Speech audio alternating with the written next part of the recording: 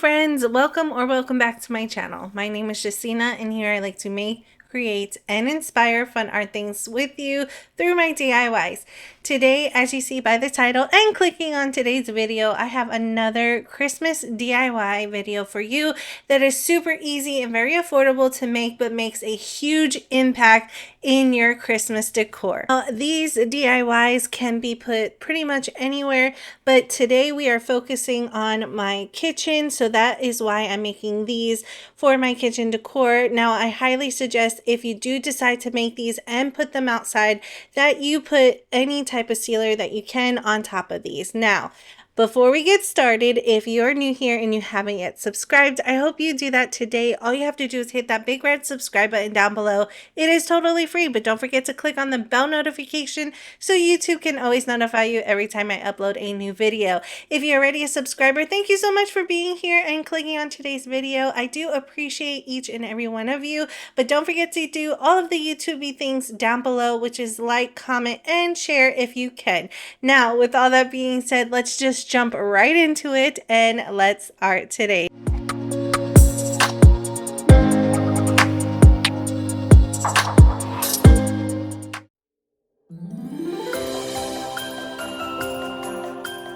For our first DIY, you're going to need a bunch of old ornaments that you are no longer using that are plastic. I just have some of these lying around, and I'm going for a red and white pattern, and that's why I only have red and white ornaments. I just needed to take off the toppers because I'm not going to use that at all. And then while I am doing that, if you have a wood burning tool, I suggest turn it on so it gets nice and warm. Now, I do want to advise, if you're doing the same exact DIY, please be very careful in doing this because this tool does get very hot and you can burn and cut yourself at the same time. Also, you want to make sure you are in a well ventilated area where you get lots of fresh air, because cutting into plastic, you do not want to smell those fumes. I do have my window open, my door open, and my fan going at the same time. So as you just saw, I did cut off the top of my ornament because we are not going to use that. Next, I am cutting my ornament right in half. This does take quite some time, and I suggest going very slowly so that you do not injure yourself at all. But I just took my time and I followed the line that is already on the ornament, so it made it super easy to make a nice clean and straight cut. I did notice that some of the plastic was sticking onto my heating tool, so I do wipe it a couple times and then I just start off where I left off. Once again, I do just want to state, take your time. There is no rush, just to make sure that you don't injure yourself. And as you see here, it does tend to just pop right in half, and you have two halves of the ornament. This way it will work perfectly for this project. I did continue to cut the rest of my ornaments, and here they are. Now, all that I took out was large ones and small ones, but I really wish I had medium size ornaments as well, but this did turn out pretty good. Next, I did have some unbleached parchment paper. It does not need to be unbleached. It can be just regular parchment paper or some plastic wrap if you have that on hand. I had this, so I'm just laying it onto my work surface because I thought it would be easier to transfer and to keep my work surface tidy, but you will see that is not the case. I do have this insulating foam gaps and cracks that I purchased from Walmart for about $5. This does tend to foam up about 1 inch in diameter, so you do want to be careful.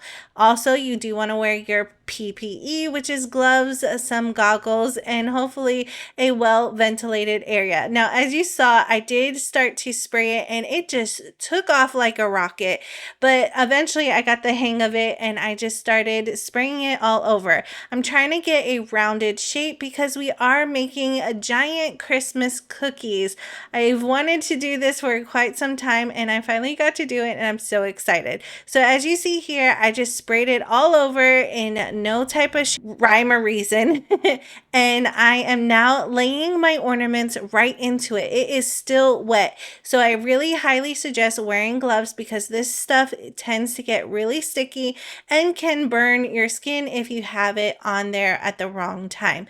So I'm just going to continue adding my ornaments in because these are the candies in my very large cookies. Like I mentioned at the beginning of the video, I am making these for my kitchen area. I'm going for a gingerbread slash Candyland theme for my kitchen, and I am super excited on how it's coming along.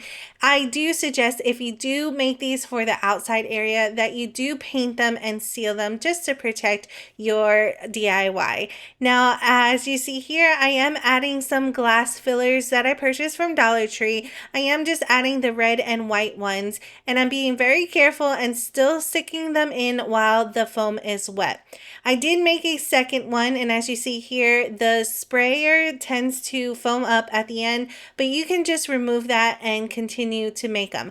Now for my first one, I wasn't too sure if they would look like a cookie once it had time to set up. So for this one, I am trying to go as slow as possible and go in this spiral pattern as you see here, but I like the first one better. It kind of mimics more of a cookie, and this one kind of just looks flat. So I really wish I made more of the first one than I did with the second one. However, I still loved how each one turned out. For this cookie, I am going for a pink theme, so I took all of the pink ornaments that I got from Dollar Tree, cut them in half like I did with the first one, and just added it right onto the foam. And I will place both cookies to the side so they can completely dry. That my cookie had time to completely dry, this is how it looks. It does expand a little bit more, and like I said before, I loved how this cookie turned out better than the other one, but it is totally fine. This is now able to adhere down any type of paint that you want. So I did mix up this nice golden brown with some different types of acrylic paints. I am just painting it on using a paintbrush. Now, if you wanted to, you could wait for it to completely dry, paint it, and then add your ornaments, but I liked this method better. It does not get every single piece of the cookie, but once it is set up, you can hardly tell the difference, and it does come out looking like a nice Christmas cookie. I will continue painting until all of it is completely covered, and I will go in with a darker brown and start painting the edges. I actually got this idea from a subscriber on my last video when I was making cookies. They suggested that they were going to make the same thing but make the edges a little bit of darker so it looks more realistic, and they were absolutely right. So thank you so much for that idea. I did use it for this cookie, and I just absolutely love it. I did add a little bit of glitter because I love my things a little bit sparkly for Christmas, and the last thing I needed to do was remove the backing, and that completes our first DIY.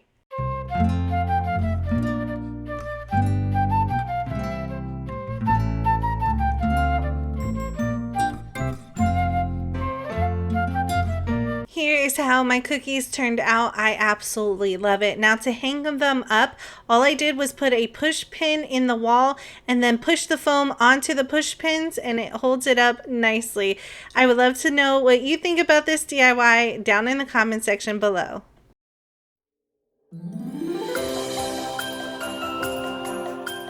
For our second DIY, I have some of these plastic trays that I purchased from Dollar Tree. They have all different types of plastic trays, but I like these instead because what we are going to make are giant candies. Now, I've seen other people make them with different types of trays, but I found these, and like I mentioned before, I just liked how it looked. It kind of reminded me of the Hershey Kisses minis, so that is what we are going to be making. Next, you're going to need some foam board or cardboard. I had cardboard on hand, so that is what I'm using to place on the back of our trays. I am adhering them down using some hot glue and just giving it a little push down, and then add more hot glue to the outer edges. This does hold up nicely, but if you do want a stronger glue, I suggest using some super glue or E6000. After I had my trays glued down, I am taking my electric saw or or a scissor here and cutting off the excess cardboard that I do not need. I try to get as close as I can to the plastic tray. As you see here, this is how it looks thus far. Then I take it outside and use my Rust-Oleum satin spray paint in the color Espresso, and I do give it about 2 coats of paint. Here is how our chocolate bar looks, and like I mentioned before, I did give it 2 coats of paint. Next, I have some aluminum foil that I had on hand that is all crinkly and whatnot, but it does add to the character of our candy bar. But you can just use regular aluminum foil if you just have that in your kitchen. I did cut it down to size, and this is a great hack for sharpening your scissors as well. I made sure to grab my dullest ones so I can give them a little sharpen. Next, I'm just trying to find the best placement of where I want to put my aluminum foil, and I am adhering it down using my hot glue gun, but I do suggest just using some tape if you want to remove this later on. Now, I know Hershey's bars do not have the foil in the candy, but this just adds more to the ambiance that I'm going for. It's not really a Hershey's bar. It does add to the candy look that I'm going for. Next, you are going to need some wrapping paper. Pretty much any wrapping paper will work for this DIY. I just really love this red one with the white snowflakes. It adds a Christmas vibe in my kitchen. So I am cutting it down to size. Then I will place that right on top of the aluminum foil. Now I had some rough edges, and to remedy that, I'm just folding it over so I have a nice clean straight line, and then I will place it right on top of the aluminum foil and then wrap the candy bar like you would a present. Now, I'm not the best wrapper, but just try to get it as straight and even as possible. Now, to hold it into place, at first, I did take some tape, wrap it onto itself so that it can hold it into the center. Next, I'm just finding the placement where I want the aluminum foil to bend over onto itself, as if we just opened up this candy bar.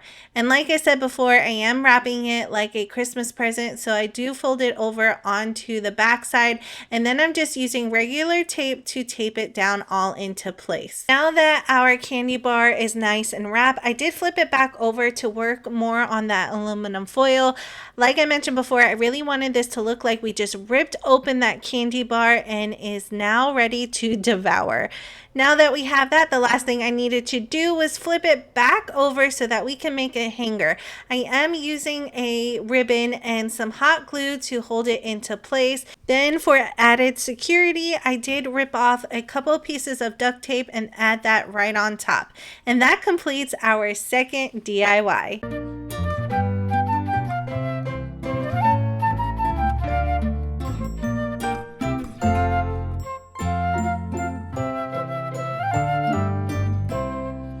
I absolutely love this DIY. I had to make a second one, and I did add it to my wall with just using a push pin. These are not heavy at all, but I just loved how it turned out, and it's a great addition to my Christmas decor this year.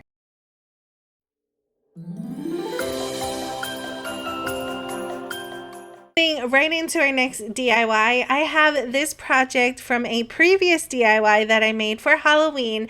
This was supposed to be ooze coming off of my garage door that I'm going to repurpose for Christmas. The first thing I needed to do was take it outside and give it a couple of coats of using this flat Rust-Oleum spray paint in the color white. Now, even though I gave it a couple of coats, I was very light with that spray paint, just so that I could hide most of that green underneath. Here's how it looks like after it had time to completely dry. Like I mentioned, they were very light coats, and it was so that I can cover the majority of the green because we're going to add stuff on top. It is now going to become frosting that is going to be dripping down my wall, and to decorate it, I am using some leftover gumdrops that I made 2 years ago. If you want a recap, I did use a bunch of different colors of Rust-Oleum spray paint for these gumdrops. These are these plastic cups that I purchased from Dollar Tree that I use everything with. I absolutely love these cups. You get 12 in a bundle for $1.25, which is a great deal. I took them outside, gave everything about 2 to 3 coats of that spray paint, and let them dry completely. That way we can take them inside and cover them using some Epsom salt. I purchased that one from Walmart. Next, you're going to use some Mod Podge and a paintbrush. Spread it all over our gumdrops and then sprinkle on the Epsom salt, and you get these adorable gumdrops that we can now use for our DIY.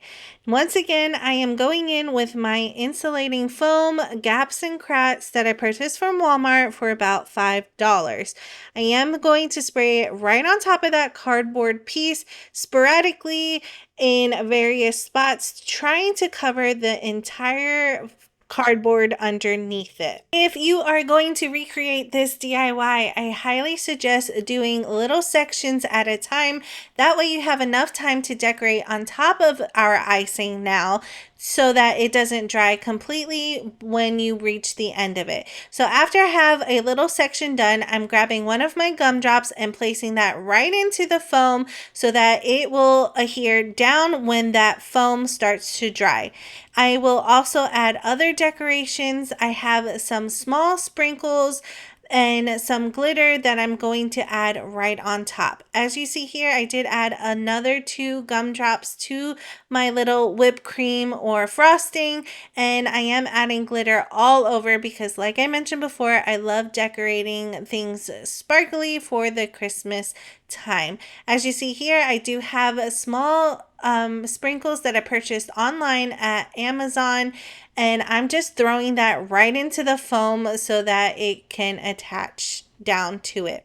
Lastly, I have some of these glass fillers that I purchased from Dollar Tree in all different types of colors, and I'm just filling it in where I see it fits best. Once that had time to dry, I did flip it over so that we can add our hanger. Once again, I am just using a piece of ribbon and some hot glue. I will attach that down onto the ribbon and then add some duct tape right on top so it is nice and secure. Once that had time to completely dry, it is now time to hang it up, and that completes this DIY.